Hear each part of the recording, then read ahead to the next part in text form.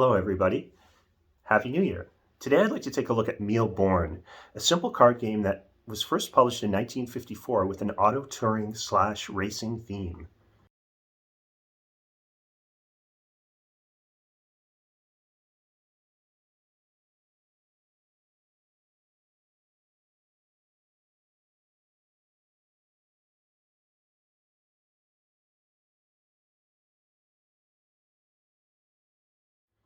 The title means 1,000 milestones in English. So this is supposed to be a cross-country enduro race, but the instructions warn, as a driver, you must follow the rules of the road at all time.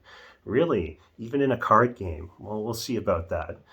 Okay, so in MIlle, players try to score the most points with various card play combinations that represent accumulated distance traveled in 25 to 200 mile increments. About half the cards in the deck are in fact mileage cards, about 50 in total. It's worth mentioning too, you get a lot of cards to play with here, 112 I think overall. So to initiate a scoring combo, a person needs to first play a go or a green light card to show other players that they're preparing to lay down scoring mileage on their next turn. And it's this game mechanic that gives other players an opportunity to foil each other with perils before any points actually score. During the game, players may try to impede and thwart their opponent's journey with various hazards such as flat tire, out of gas cards, things like that. There are also a small number of special cards in the deck that players may collect, known as safeties, that make one immune to certain misadventures. So that's the gist. That's what this game is all about. At all times, players must constantly weigh whether or not if it's best to either focus on their own trip or to mess up the opposition. The cards you draw will influence your decision making, and randomness often plays havoc with any game plan. So the question is, can we still play this card game and enjoy it today after all these years? Yes, yes, we can. And with modifications too, it can be pretty entertaining. Here are some that I came up with. First, I altered the appearance of the game. Over the years, the graphic design changed drastically for the worse. If you look at pictures of the 1954-1960 edition on Board Game Geek, you'll see charming period-style artwork. The cards looked really good. They remind me a little bit of old Le Mans racing posters, but by the early 1990s, this was all gone. Hasbro got the rights to MIlle somehow and sucked the life right out of the game with some really humdrum design choices. The version I have looks no different from the inside of a driver's ed manual. I'm not even exaggerating. There are no cool car pictures. There isn't even any human characters depicted in it.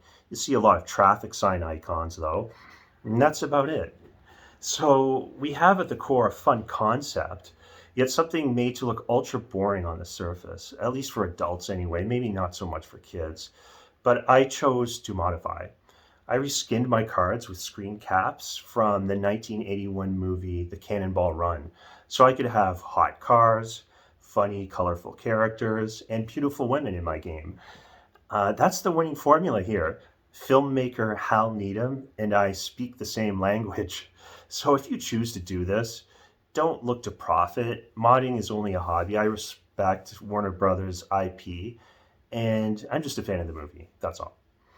So here's how you can turn MIlle into the Cannonball Run. First, drop the original point scoring system. It's complicated, it's boring, and I'm not even going to describe it because who cares about scoring points during a race? The only thing that matters in the Cannonball is being the first to cross the finish line. You have to be the first player to make it to Redondo Beach, California from Manhattan, New York.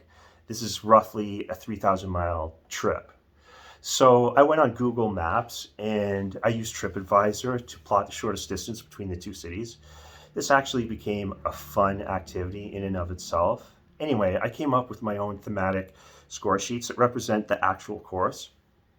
With a face-down card, players record their progress every time mileage scores. I broke up the trip into 3 legs or sections. Section 1 takes you to St. Louis. Section 2 gets you to Albuquerque, New Mexico. And Section 3 is the tiebreaker. It takes you to the finish line. You could say if a player wins both of the first 2 legs, they win, they would be too far ahead for other players to catch up. That's optional. There are place names every 25 miles. Large cities are in red. Whenever you start a turn in a city, you can only play 25 or 50-mile cards after a go card because traffic is bad in cities and there are more police. Still, whoever gets to Redondo Beach first wins. You simply track your progress only. I don't use a point system at all. Now for modification number 2. I changed the green light cards into character cards, go cards that say hit it, because that's what they say in the movie. I would rather look at characters than a green traffic light icon.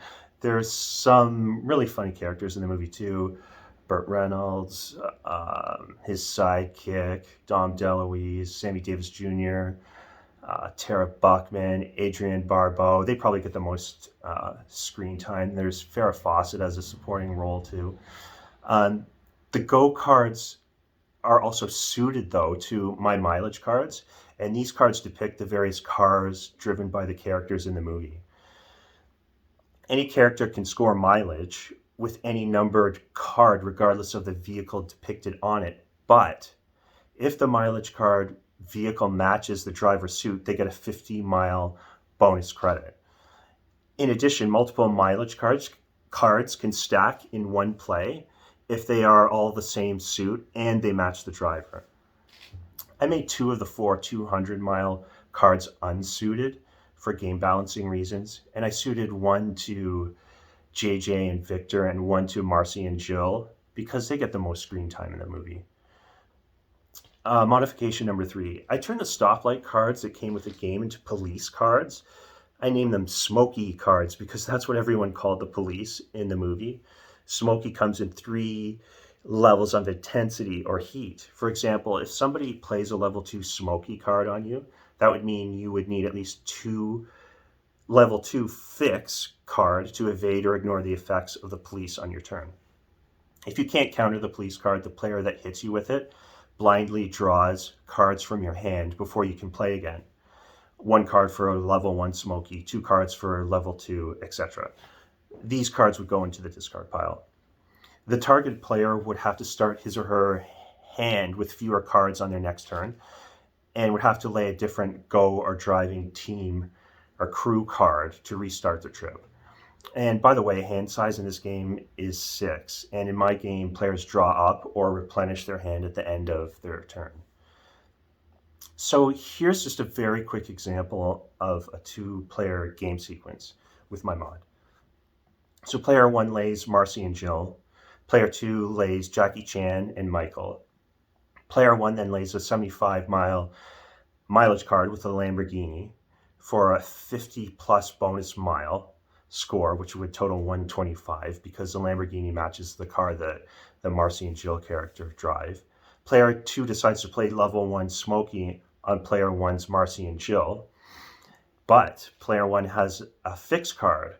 This one I named Beguile, so they play it to ignore the police and just lay a non-suited 25-mile card on their next turn. That would just score them the 25. Player 2 then lays down Smokey level 3, and player 1 is busted. They can't counter it. They have to start their hand with 3 cards instead of 6, and they'll need to play a new driving team before they can make any more progress. So that simulates one of the funnier scenes in the movie. So it's pretty simple, but at least it's thematic. Modification number 4, I made the other hazards more intuitive and more parallel to the events in the movie. If you hit a player with a flat tire, they need a tire change before they can continue. My card looks better. It's got like the big guy lifting the front of a van without a jack to change his tire.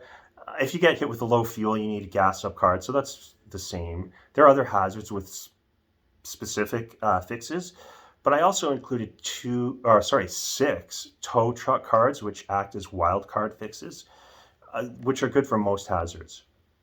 So you have to ask yourself, how many tow truck cards are you going to keep in your hand at all times? That's the big question. So for modification number 5, remember earlier I said the game came with several safety cards that made you immune from certain hazards? Well, these are played on the table, and you keep them in front of you while you continue with regular card play. I got rid of them. I repurposed those cards. I did this for two reasons. One, I did it because it avoids a possibility of a lucky draw of safeties right at the start that would throw the game out of balance for an entire round. I didn't want the game to come down just to safeties. Also, the cards were poorly themed, I thought, and they made no sense to me. I found the game worked just fine without them anyway. Two, it freed up six more cards for me to do whatever I wanted with. By the way, the game also came with six more useless scoring cards. Since my mod doesn't use points, I repurposed those as well. This became important because it allowed me to deal with the most common criticism of this game that you're going to find online. And that is, in its original form, there weren't enough go or green light cards in unmodified MIlle. So players often had to wait turn after turn just to draw one to make any progress at all, just to have someone else immediately flat tire or wreck them. So most of my repurposed cards simply became an expanded cast from the movie Cannonball run. These are my additional green lights. So with this mod, there's less waiting around. The action here is more fast-paced, kind of like the movie. Now for a gameplay tip. And there is only one. So make sure to thoroughly shuffle cards between rounds. You have to take extra time to do this in this game because similar cards stack on top of each other naturally in the act of playing. And you'll see the effects of a lazy shuffle right away. You'll draw 100% mileage cards, no drivers, vice versa. Avoid this so other players don't get annoyed. And other than that, I would say this game just works. It's easily modified. I added a racier theme. The Cannonball Run mod adds funny, beautiful women, cool cars, and many other colorful characters to your basic obey the traffic laws, stop on red lights adventure. It doesn't take that much imagination really to get your money's worth out of this game. I found my copy for $1 at a yard sale.